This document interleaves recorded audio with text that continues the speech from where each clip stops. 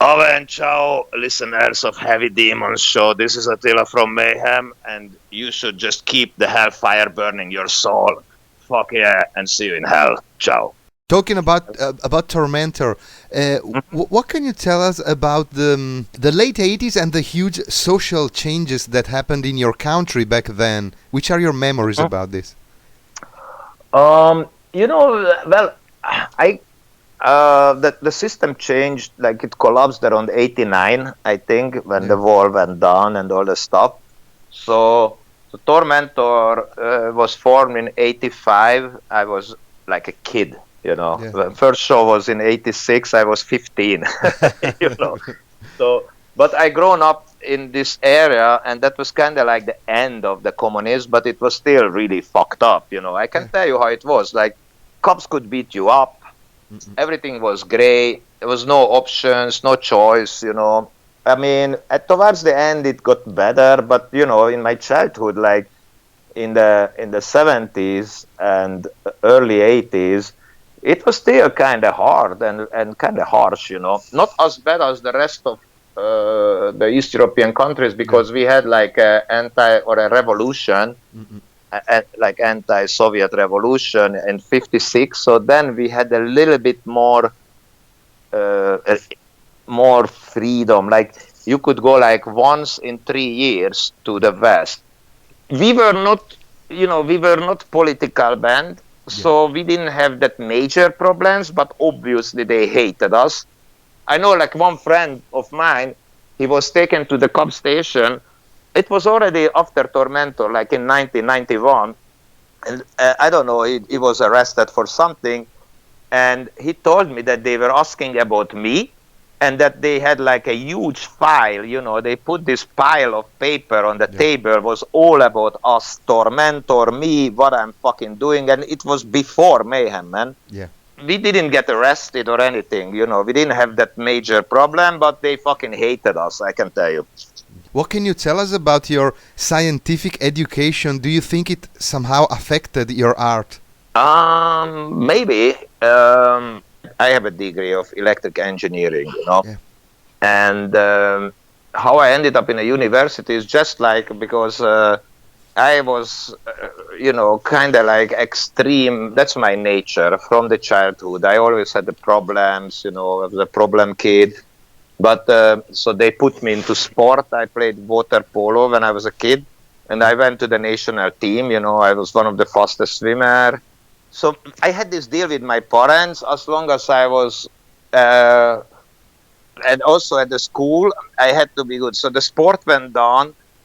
So because I started to play with Tormentor and started to play music and started to care less about the sport, which I'm very thankful, because I think it's stupid. I'm happy I stopped, actually, even if I was okay with it. The deal with my parents was that they were very German type of kind of, but not Nazi, but military kind of type of. My father was like a little bit like that.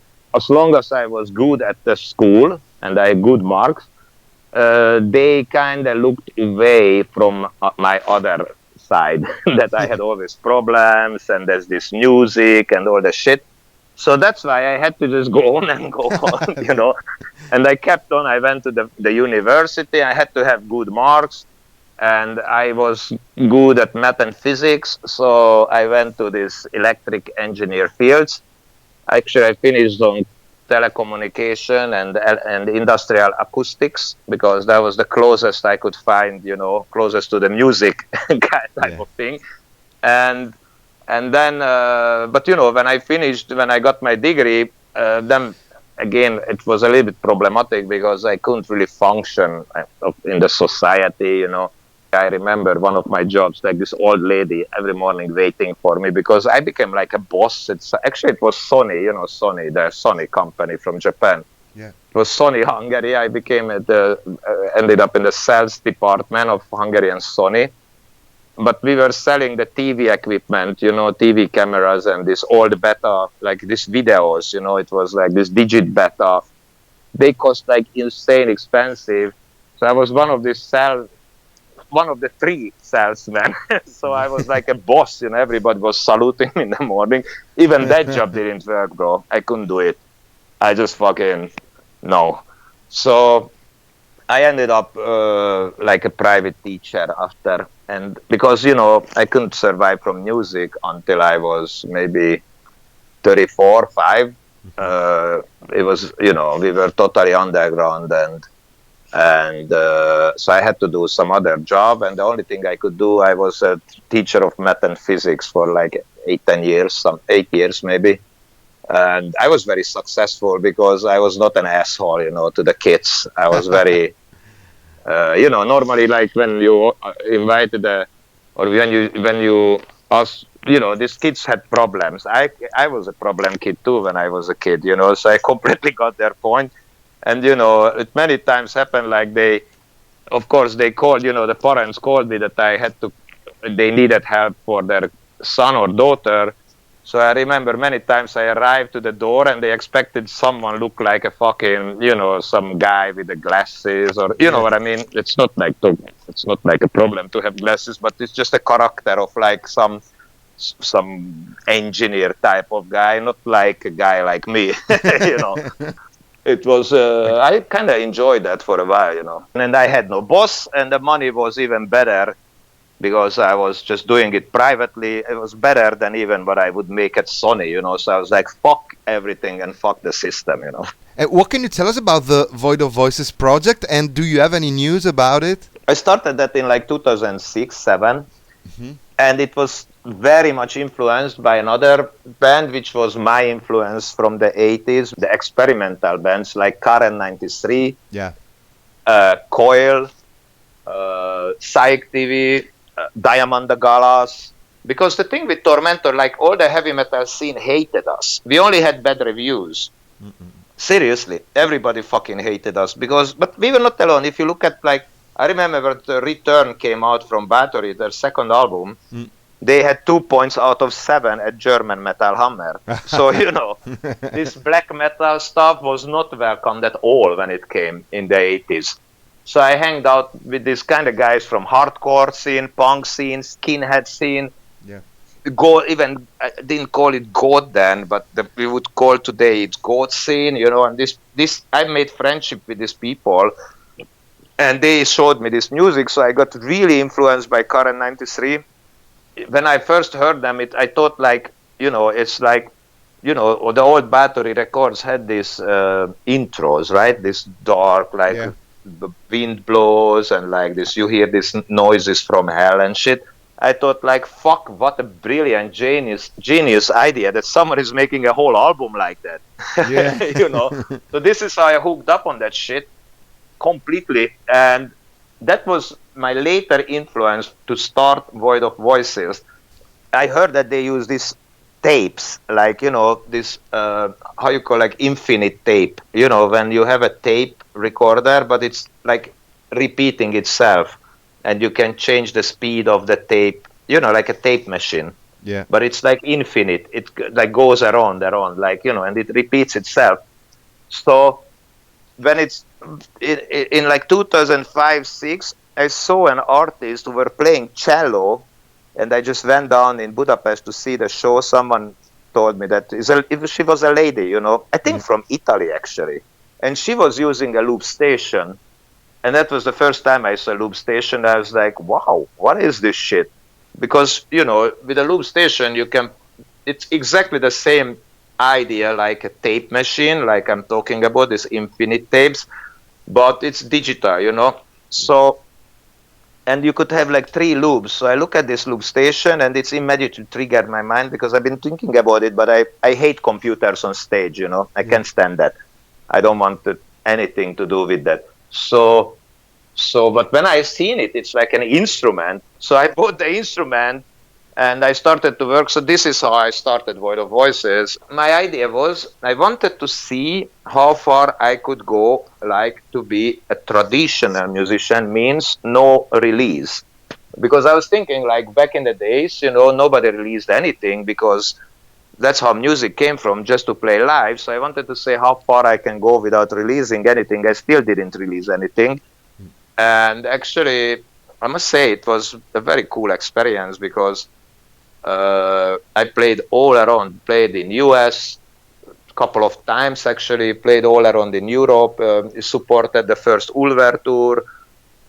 I played Japan, I had a Japanese tour, played even Tasmania, like fucking cool. And actually, now I want to do a release of Void of Voices, which I recorded because, like, in 2012, I went to Lebanon because, I'm really my hobby and a big influence and inspiration to me to visit ancient sites, but prehistorical or like, pre-Christian, of course. And today it's more famous now, since there was a series of ancient aliens and stuff. I don't know if you heard about it. Yeah. That the old technology, like people believe that we had, like, the missing link. They call it missing link. Like what happened, like how the cavemen came out of the cave and suddenly make like pyramids, Yeah. And this place Baalbek in Lebanon is one of my favorite, one of the most extreme stuff. And there is one monolith which is like out in the so-called quarry. So I could go there and I recorded on the top of the monolith, And that's the Void of Voices recording I would like to release now, actually. I think it's time to do it. I just heard there is a tower, like they found this thing now, like 12,000 years old. And there is also Turkey. That's where I also want to go. It's like a border to Syria. It's a place called Göbekli Tepe. I don't know if you heard about. This is also an ancient site. Okay, so you know it. You see, I'm very impressed, bro. So you have a cool knowledge of things. Because I have two radio shows. One is dedicated to heavy metal, and the other one to mysteries. So we talk about Göbekli Tepe and Baalbek really? and Max. Yeah.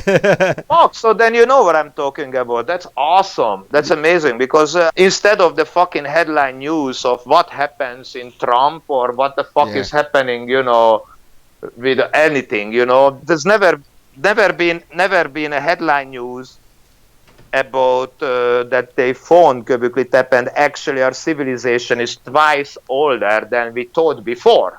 So yeah, this place is like where I would like to record more Void of Voices. So for me, Void of Voices is something to do with that thing too, And it's a pure experimental music, and I just feel it's with this loop, so it's only my voice, and I loop my voice with these loop stations.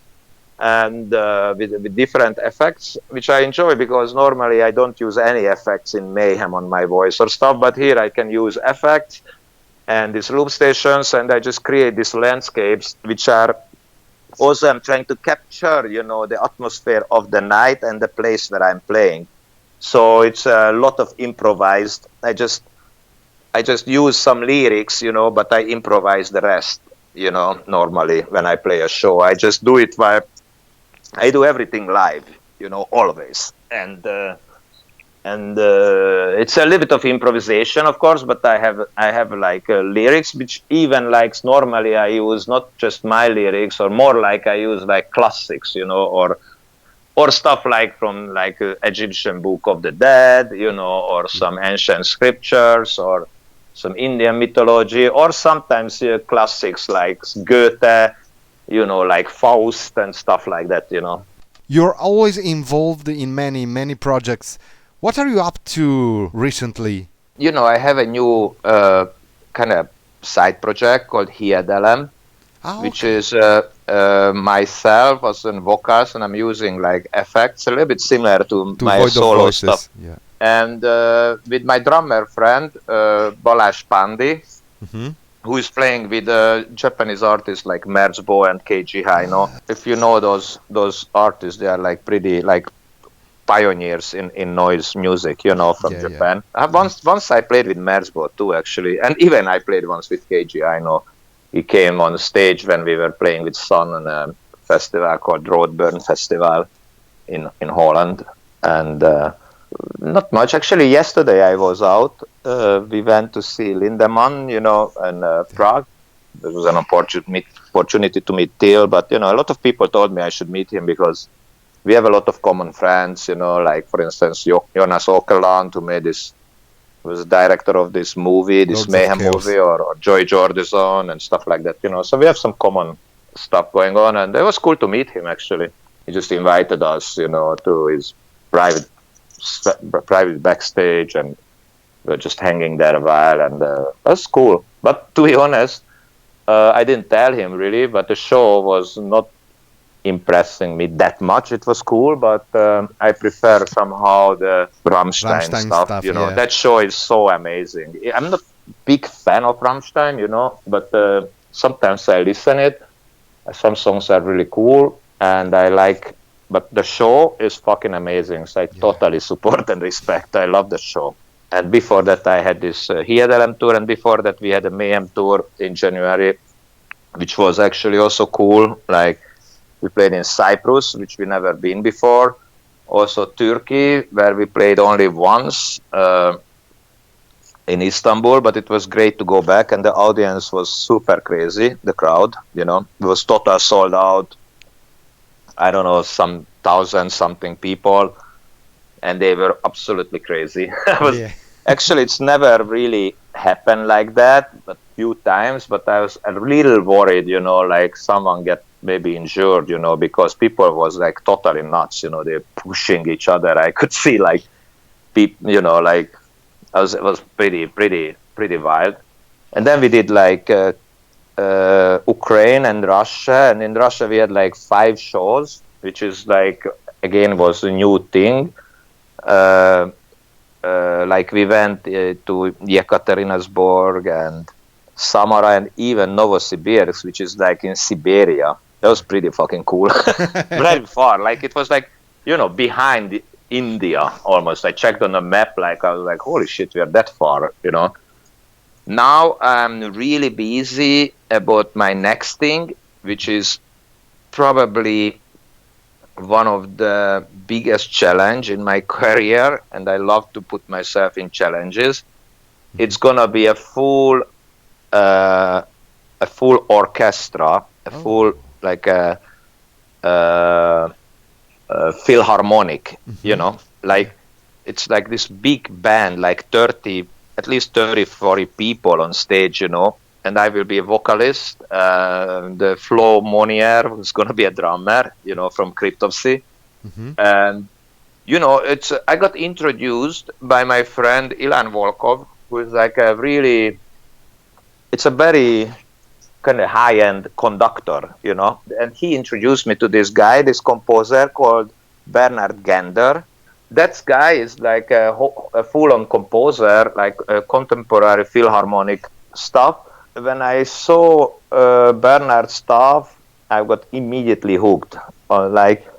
It's nothing like, you know, bands like, I don't know, Dimmu Borgir or Cradle of Filth or what the fuck ever, you know, I respect those bands, but you know, like normally what metal bands does, that you have a metal song or black metal or whatever you call it, and they add like an orchestra on the top later, right? Yeah.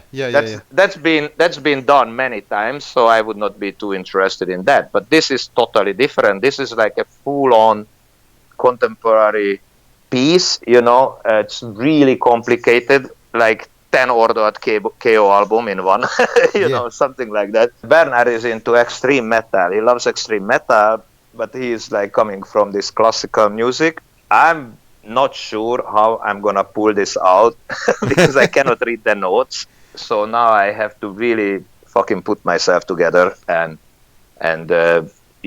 work on it and learn and try to memorize stuff and figure out how to do this. And I'm gonna be the only vocalist, you know, and he wants me to do like makeup and stuff, you know, and like look like kind of black metalish or something like that, you know. And Flo Monier, he's gonna play the drums, and I talk to Flo sometimes like, how the fuck we gonna do this? He said, well, he could read the notes, but even and we're gonna have this click track or somehow to memorize the stuff. But he said he was not sure, and you know, he's one of the best drummers out there. So I was like, all right, that's gonna be fucking cool, and I'm so excited, man. Totally fucking high notch, like very excited about it. And I feel like it's a very creative period, and I'm full on, man. Yeah. It's cool. Which are your feelings for Italy? Um, to the country, I must say, because of my childhood, like I told you, we had these West European tours with my parents, Yeah. which we could do every 3 year one time. So every summer, and when we were doing this, we normally did Austria, then Germany and Switzerland, and every time, which is of course like altogether was like maybe 3 or 4 times in 10 years, because if you divide it's like 3 times 3 years, we always went down to Italy. So Italy being maybe my favorite country as a kid. And I think this country is you have to be very proud of it, because you guys have everything. It's so fucking beautiful. The north of Italy with the mountains of Alps, Yeah. and the cities like Venice, and then when you go a little bit, to the middle, like Rome, it's like, come on, there's the Roman Empire, like there's ruins there, and this power and energy is amazing. And I traveled all around in Italy, even before I started to play music. Went down to Sicily, I went to the Lipari Islands, I climbed the Stromboli, I was up on the Stromboli and I saw the explosions, in the night. I was to Sicilia. I was in Palermo in the catacombs, which was like again a mind-blowing experience. Like I can tell you. So I really love the country, and I love your history. But I think you guys a little bit crazy. Like, if I can tell you something which is more like strange, I wouldn't say it's wrong, but strange. Like this. That's why football is so big, because I know that Italy is like a lot of small countries came together, right? Yeah. Yeah. So football is very strong, but you have this competition, but sometimes it's too much. So Yeah. I Yeah. just realized that bands from the south, they hate the bands from the north, and vice versa, and all this shit, which is kind of like funny, like to be an outsider. But you could work on that, maybe on those fields. You guys should get a bit more united. Yeah. It's you know, fucking stupid. it's a little bit stupid to me too. I mean, it's your word. I just Yeah. repeat what Yeah. you Yeah. Yeah. said. It's I would say definitely it's a bit stupid. strange. Like you should get maybe a little bit more on the same page. And but apart from that, I think it's fucking great, man. And I love Rome. It's such a beautiful city, And I don't know. I can only say good things. And the coast, like. What's the name? Cefalu, Cefalu. Yeah. and It's near it's so Palermo. beautiful, man. Yeah. And also like the island of Capri, I've been Yeah. there, and of course like the Vesuve, and Pompeii, fuck. Yeah. I just got goosebumps now. I'm talking about. I want to go back to Pompeii. Actually, I've been thinking to record there, like do a video in Pompeii. I tried to convince the guys of MAYHEM we should do a video in Pompeii, but we never get there yet.